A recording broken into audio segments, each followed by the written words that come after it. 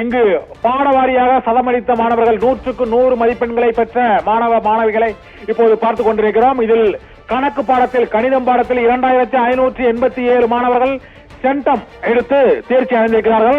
கணக்கு பாடத்தில் இந்த ஆண்டு +2 தேர்வில் 2587 மாணவர்கள் 100க்கு 100 மதிப்பெண்களை பெற்றிருக்கிறார்கள். அதற்கு அடுத்தபடியாக உயிரியல் பாடத்தில், பயாலஜி பாடப்பிரிவில் 652, அதாவது 652 மாணவர்கள் 100க்கு 100 மதிப்பெண்களை பெற்று தேர்ச்சி அடைந்திருக்கிறார்கள்.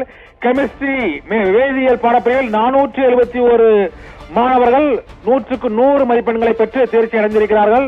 ஆங்கிலம் பாடத்தில் 7 மாணவர்களும், தமிழ் பாடத்தில் 35 மாணவர்களும் தேர்ச்சி அடைந்திருக்கிறார்கள். 100க்கு 100 மதிப்பெண்களை பெற்று தேர்ச்சி அடைந்திருக்கிறார்கள். தமிழில் 35 மாணவர்களும், ஆங்கிலத்தில் 7 மாணவர்களும், இயற்பியலில் 633 மாணவர்களும், வேதியியல் பாடப்பிரிவில் 471 மாணவர்களும், உயிரியல் பாடப்பிரிவில் 652 மாணவர்களும் மாணவிகளும் 100க்கு 100 மதிப்பெண்களை பெற்றிருக்கிறார்கள். இதே போல கணக்கு பாடத்தில் 2587 மாணவிகள் 100க்கு 100 மதிப்பெண்களை இந்த +2 2ஆம் ஆண்டு பாடத்தில் அவர்கள் எடுத்து சாதனை படைத்திருக்கிறார்கள். +2 தேர்வில் 100க்கு 100 மதிப்பெண்களை எடுத்த மாணவர்களின் பட்டியலை பார்த்துக் கொண்டிருக்கிறோம். அதில் தாவரவியலில் 90 மாணவர்கள் 100க்கு 100 மதிப்பெண்களை பெற்றிருக்கிறார்கள்.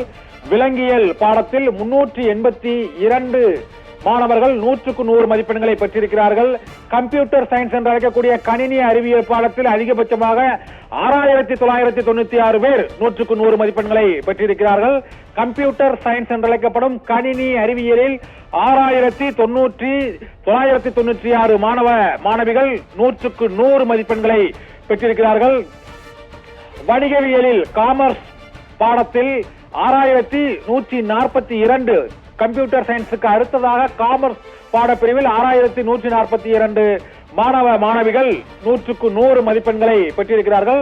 கணக்கு பதிவியல் என்று அழைக்கக்கூடிய அக்கவுண்டன்சி பாடப்பிரிவில் 1647 மாணவிகள் 100க்கு 100 மதிப்பெண்களை பெற்றிருக்கிறார்கள்.